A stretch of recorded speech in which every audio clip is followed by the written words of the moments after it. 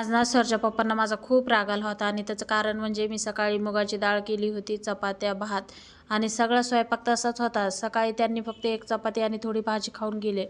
त्याच्यानंतर मी आणि सर्ज किती खाणार आहेत? मग सगळा स्वयंपाक तसाच होता. त्यांना मी रात्री फोन केला की मी काही जेवायला बनवणार नाही, कारण सकाळचा स्वयंपाक सगळा तसाच आहे.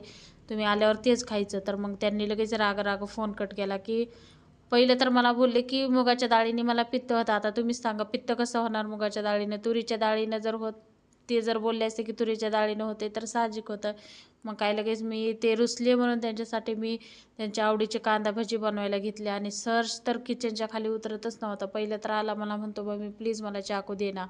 माझ्याजवळ हात जोडत होता. मग मी किचनवरती बसवलं, की त्यांनी सगळे कांदे सोलायला चालू केलं. मग असं करत मी त्यांची फेवरेट अशी डिश बनवली आणि ते पण खरंच खूप खुश झाले, कारण त्यांना चपातीसोबत